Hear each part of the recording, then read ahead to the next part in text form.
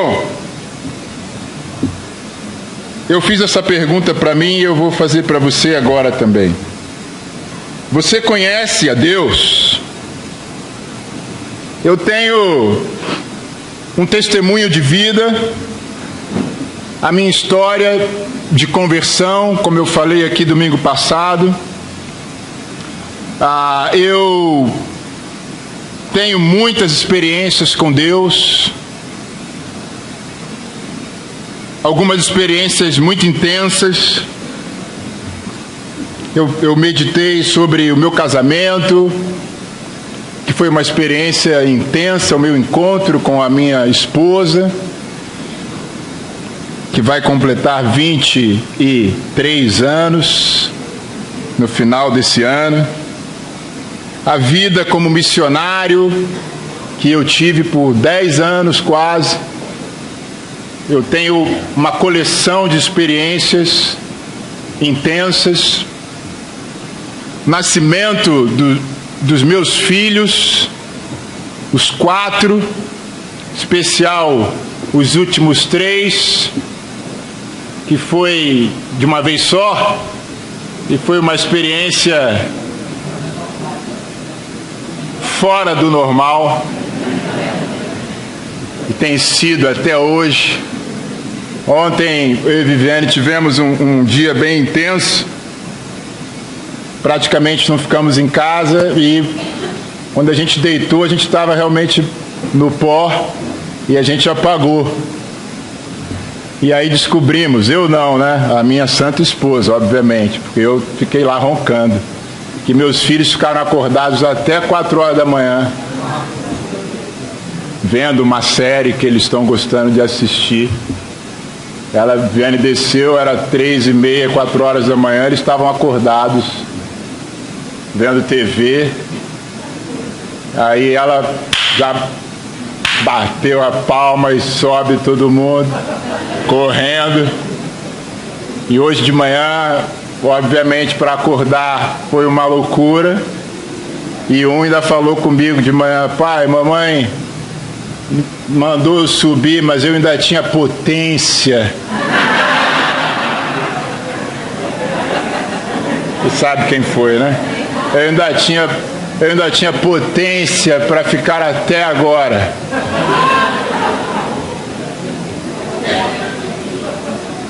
Então tem sido uma experiência até hoje de manhã bem interessante e intensa. Mas eu tenho descoberto, meus amigos, que tudo isso que eu poderia transcorrer aqui com mais detalhes não tem me dado a certeza absoluta de que eu conheço a Deus. Porque as frustrações do passado e os desgostos do presente ainda afetam muito a minha vida. Ainda mexem muito com as minhas emoções. Eu, como alguns aqui sabem, eu sofri uma cirurgia há 3, 4 meses atrás, e até hoje eu estou perturbado com isso. Até hoje isso está mexendo comigo, com as minhas emoções, com os meus sentimentos. Há 1 ano e meio atrás perdi meu irmão num trauma violentíssimo, e o quanto isso mexe comigo, o quanto isso, às vezes, do nada, eu fico abalado com isso. E eu, pensando nessas coisas, eu vejo o quanto eu fico melancólico às vezes, preocupado. Eu estava numa médica algumas semanas atrás e ela perguntou: você está com medo? Eu falei: eu estou com medo. Eu estou com medo de ter outro problema. Sabe, Paulo fala aqui em Filipenses capítulo 3, versículo 7. Filipenses 3, versículo 7.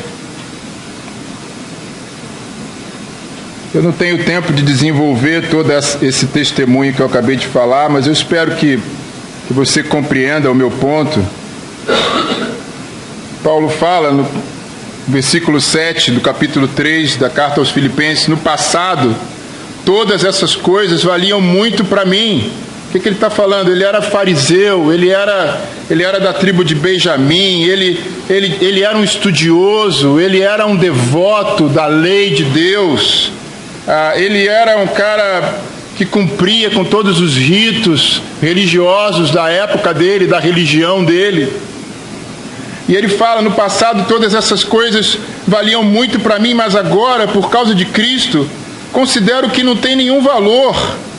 E não somente essas coisas, mas considero tudo uma completa perda comparado com aquilo que tem muito mais valor, isto é, conhecer completamente Cristo Jesus, o meu Senhor.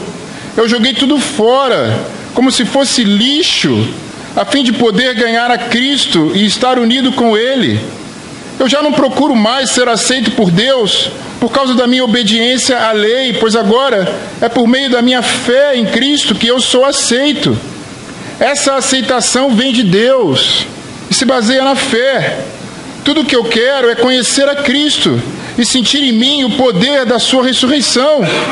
Quero também tomar parte nos seus sofrimentos e me tornar como Ele na sua morte, com a esperança de que eu mesmo seja ressuscitado da morte para a vida. Então, o apóstolo Paulo está falando aqui que tudo que ele tinha conquistado até aquele presente momento não tinha valor nenhum para ele mais. Pela oportunidade de conhecer a Cristo. Paulo não se preocupava com aquilo que poderia ter acontecido na vida dele mais. Ele não tinha frustrações com o passado. Paulo não pensava nas coisas que ele havia perdido. Paulo não tinha um sentimento de mártir, como eu tenho tido, como talvez você tenha tido, como se você fosse um mártir, que carregasse uma cruz. Paulo não ficava perdendo tempo pensando nessas coisas, porque para ele aquilo era lixo. Algumas traduções falam de esterco. Quem é que perde tempo pensando em cocô? A não ser meus filhos.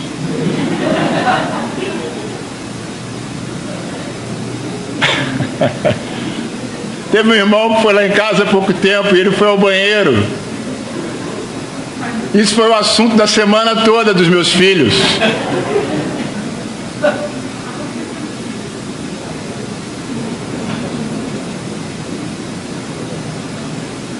Para Paulo, as oportunidades que ele tinha perdido, as frustrações do passado, tudo que ele tinha conquistado, tudo que ele tinha aprendido, era lixo. Tudo que ele queria que acontecesse, mas não aconteceu, era lixo. E eu tenho visto o quanto eu estou distante de ser como Paulo, porque eu tenho pensado muito em lixo, nas frustrações e nas coisas que eu gostaria que fossem de um jeito e são do outro.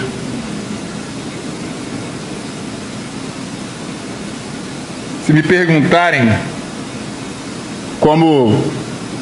se alguém vier aqui me perguntar como é que eu conheço a Deus, eu sei falar direitinho.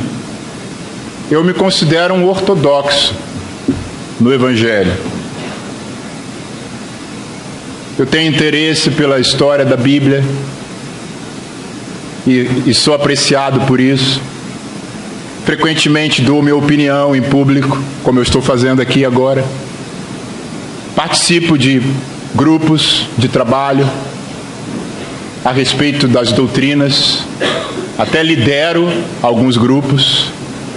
Estamos estudando entre os diáconos e as esposas sobre o papel da mulher na igreja. Isso vai chegar até vocês, irmãs, em breve, essa discussão.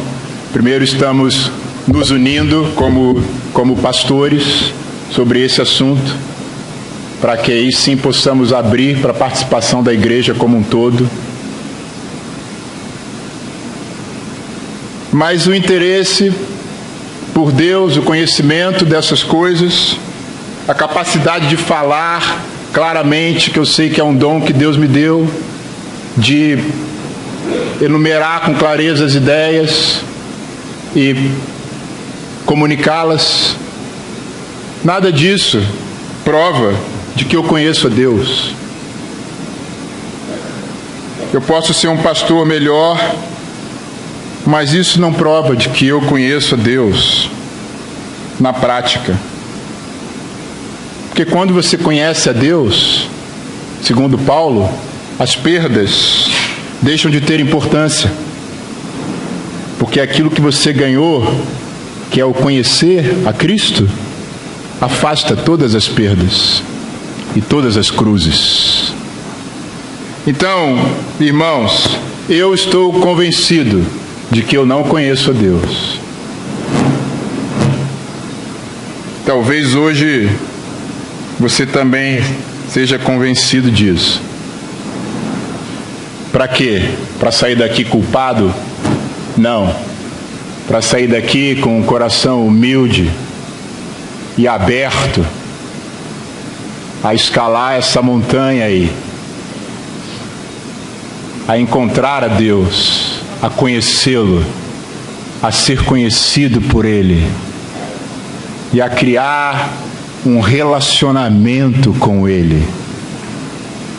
E eu encontrei, um livro que eu estou lendo, encontrou para mim o autor do livro, e eu concordei com o que ele falou. No livro de Daniel, do profeta Daniel, algumas coisas, algumas características que são pertinentes a uma pessoa que conhece a Deus. Então hoje eu quero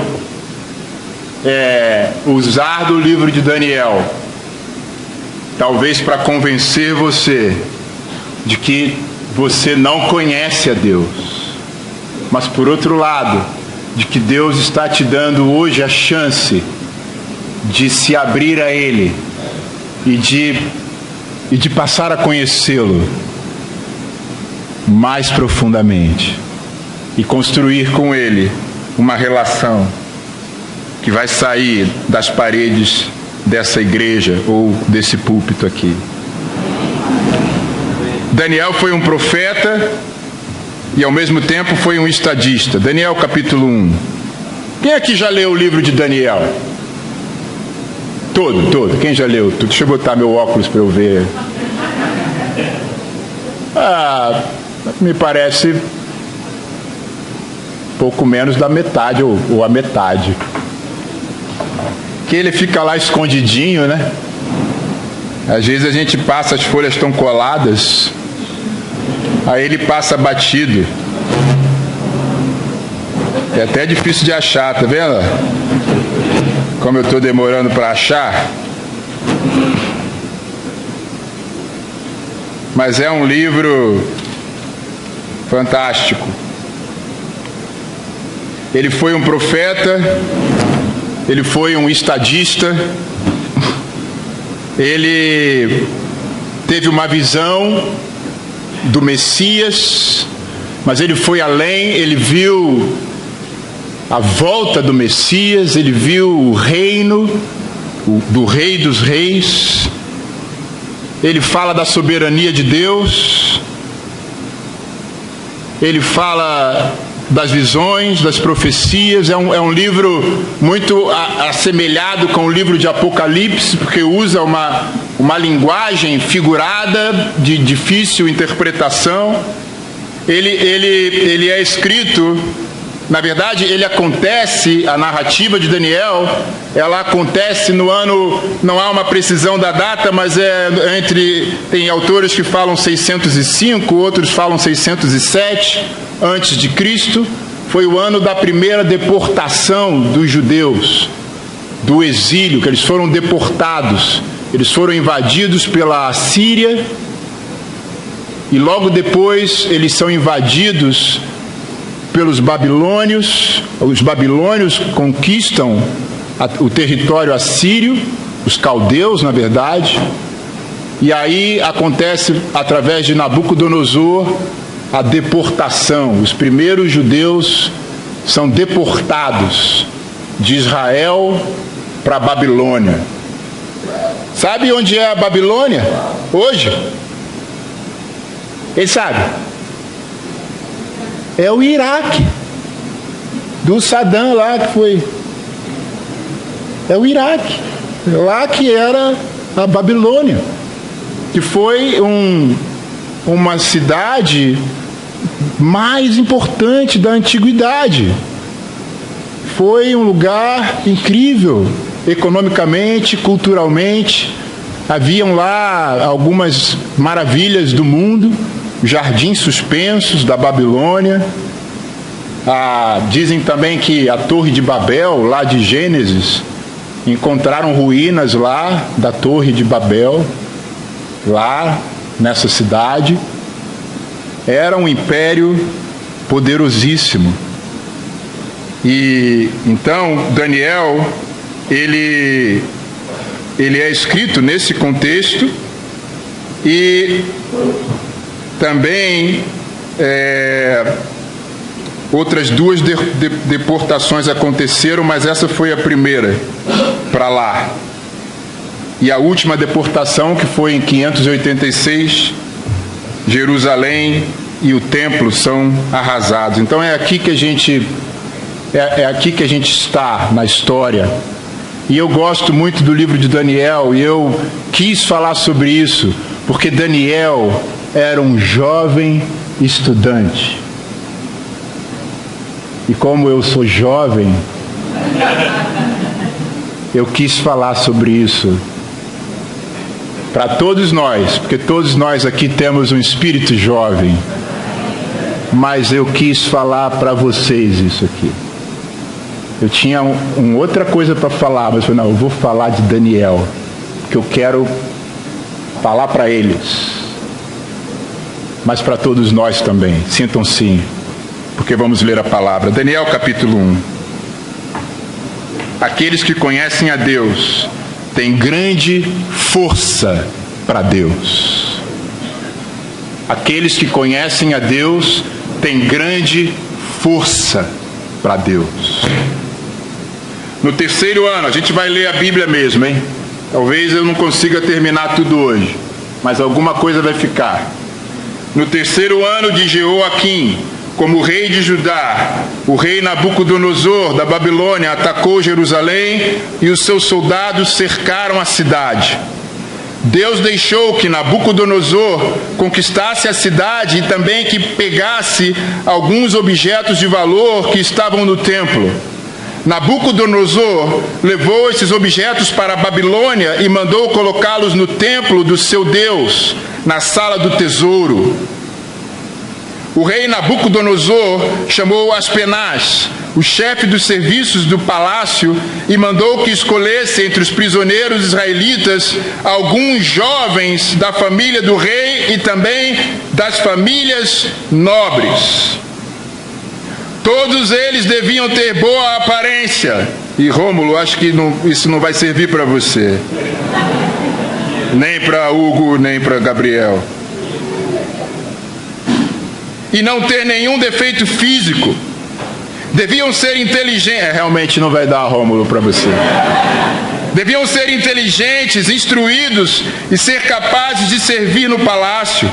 E precisariam aprender a língua e estudar os escritos dos babilônios. O rei mandou também que os jovens israelitas recebessem todos os dias a mesma comida e o mesmo vinho que ele, o rei, comia e bebia. Depois de 3 anos de preparo, esses jovens deviam começar o seu serviço no palácio. Treinamento, olha aí, o treinamento. Entre os que foram escolhidos estavam Daniel, Ananias, Misael e Azarias, todos da tribo de Judá. Aspenaz lhes deu outros nomes, isto é, Beltesazar, Sadraque, Mesaque e Abednego. Daniel resolveu que não iria ficar impuro por comer a comida e beber o vinho que o rei dava. Por isso foi pedir a Aspenaz que o ajudasse a cumprir o que havia resolvido. Deus fez com que Aspenaz fosse bondoso com Daniel e tivesse boa vontade para com ele. Mas Aspenaz tinha medo do rei e por isso disse a Daniel: foi o rei, o meu senhor, quem resolveu o que vocês devem comer e beber. E um parênteses aqui, comer comida do rei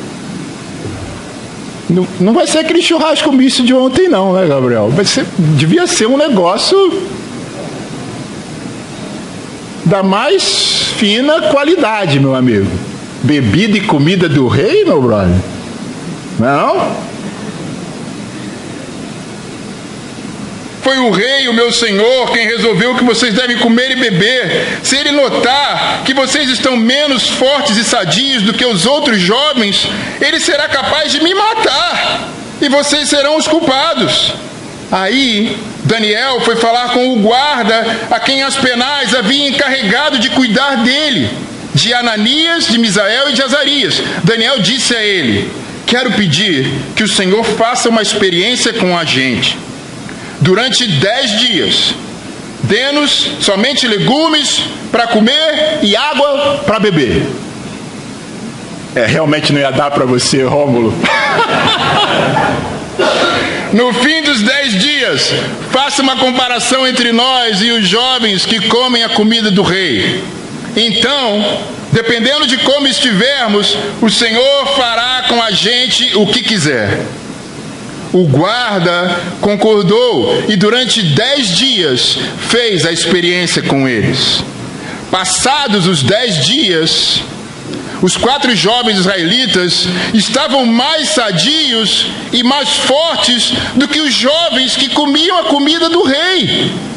Aí o guarda tirou a comida e o vinho que deviam ser servidos aos 4 jovens e só lhes dava legumes para comer.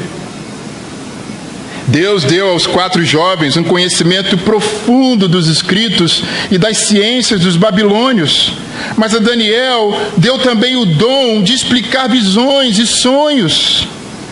No fim dos 3 anos de preparo que o rei Nabucodonosor tinha marcado, Aspenaz levou todos os jovens até a presença do rei.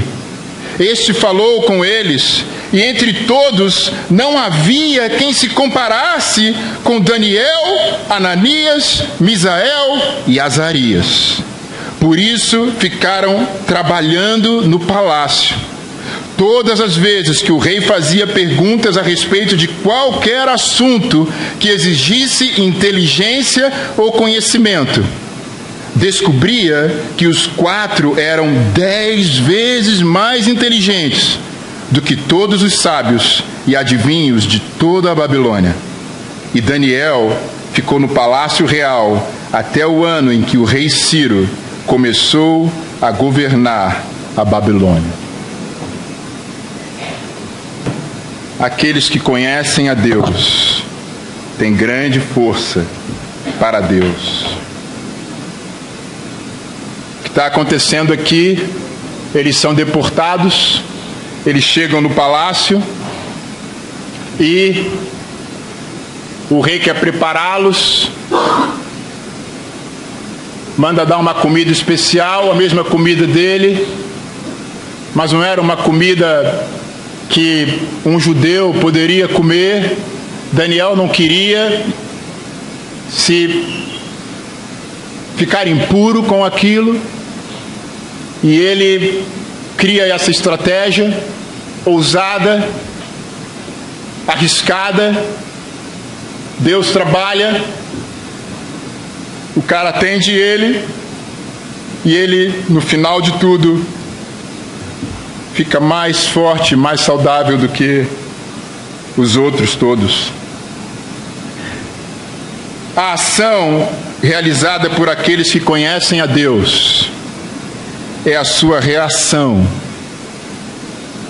às coisas contrárias a Deus que eles veem operando ao seu redor. Quem conhece a Deus, a ação de quem conhece a Deus, é uma resposta ao que ele vê acontecendo ao seu redor, de errado ou contrário à vontade de Deus. Vou explicar melhor. Se Deus está sendo desprezado ou desafiado, eles não descansam. Eles sentem que devem fazer alguma coisa. A desonra ao nome de Deus produz em quem conhece a Deus uma ação, uma atitude para corrigir isso. A gente não deve interpretar mal o gesto de Daniel. Ele não era um rebelde, uma pessoa que tivesse prazer em se rebelar contra o governo. Ele só era um jovem que conhecia a Deus. E por isso, ele era sensível a qualquer situação onde a verdade e a honra de Deus estavam sendo atacadas. Ele não conseguia desconsiderar isso. E ele buscava uma atitude para mudar aquilo, para atacar aquilo, mesmo sob risco pessoal. Porque quem conhece a Deus tem grande força para Deus. Tem grande força para Deus. E essa força, ela não se traduzia na vida de Daniel só em atitudes públicas. Ela se traduzia nas suas orações. Nas suas orações. Há uma outra passagem em Daniel 9, já lá passados alguns anos mais na frente, Daniel capítulo 9,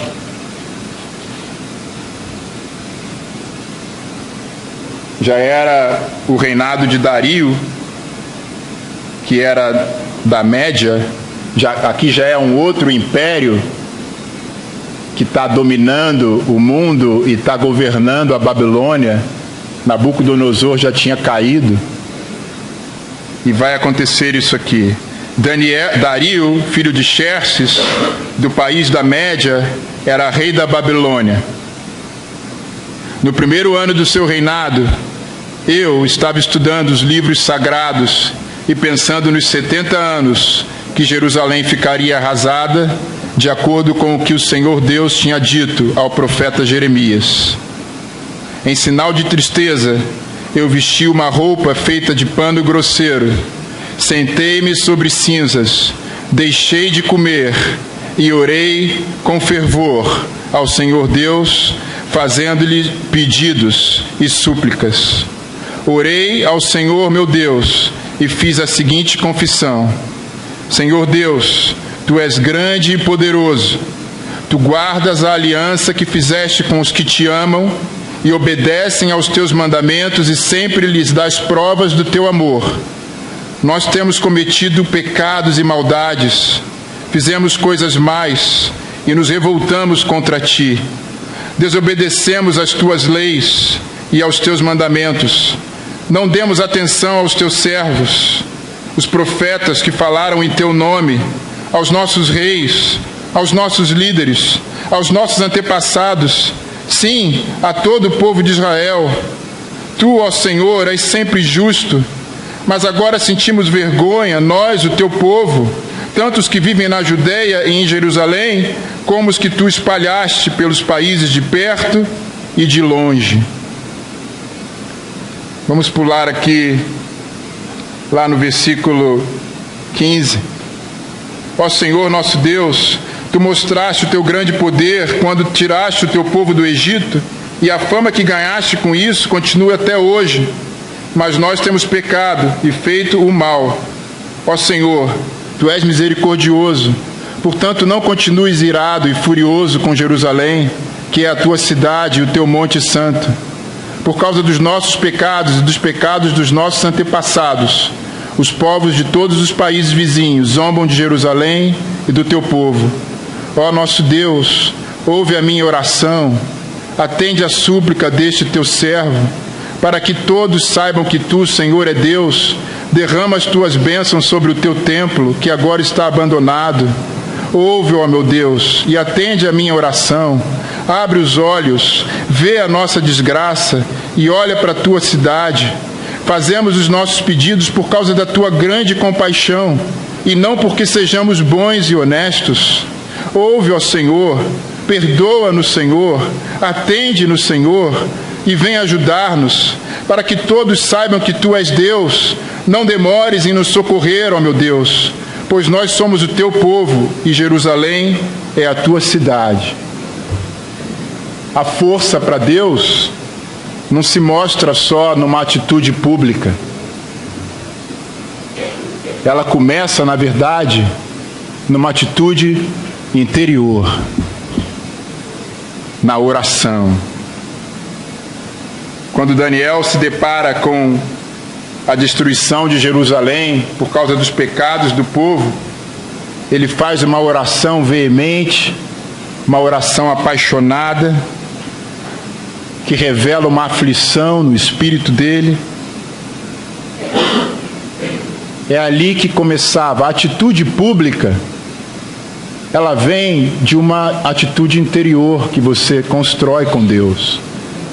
Você não vai agir publicamente se dentro de você e na sua relação pessoal com Deus você não construiu isso. Talvez você não tenha capacidade de tomar uma atitude pública por qualquer motivo, mas você e eu podemos orar apaixonadamente todos os dias para que a impiedade que a gente vê no mundo ao nosso redor, inclusive na igreja, acabe pela misericórdia de Deus. Então eu não sei, e eu vou terminar aqui, qual é a circunstância da sua vida. Com certeza você não está sendo convidado, pelo menos até onde eu sei, para comer um banquete no Palácio Real. Mas eu acredito que você tem vivido circunstâncias ou visto circunstâncias no seu cotidiano, na sua família, na sua casa, com os seus filhos, com a sua esposa, com o seu marido, no seu trabalho, na igreja, no mundo, onde Deus está sendo, de alguma maneira, ofendido, ou desprezado, ou negligenciado. Se você é um homem ou uma mulher que conhece a Deus, você não vai deixar isso passar despercebido. Isso vai incomodar você de tal forma, de tal maneira, que você vai ser impelido a fazer alguma coisa para corrigir aquilo. De novo, eu não sei qual é a sua circunstância, mas eu acredito que você tem alguma. Peça conselhos antes de fazer qualquer coisa. Haja com sabedoria antes de fazer qualquer coisa. Mas o meu ponto não é esse. O meu ponto é, irmãos e irmãs e amigos que estão aqui, você conhece a Deus? O que eu tenho visto em Daniel, que tem ao mesmo tempo me confrontado, me humilhado, mas por outro lado me dado força e encorajamento para subir essa montanha, é que um homem e uma mulher que conhece a Deus tem força para Deus, independente da circunstância. Ele tem força para Deus. Um jovem estudante que conhecia a Deus e que fez uma diferença enorme no mundo dele. Tem muito mais coisa para falar, mas descubra sozinho. Leia o livro de Daniel em suas devocionais, e eu espero ter a oportunidade de vir aqui e nos provocar em breve com as outras coisas, com as outras pérolas que nós podemos aprender com esse profeta sobre o conhecimento de Deus verdadeiramente. Obrigado, bom domingo a todos, pais, busquem seus filhos e que Deus abençoe a todos nós.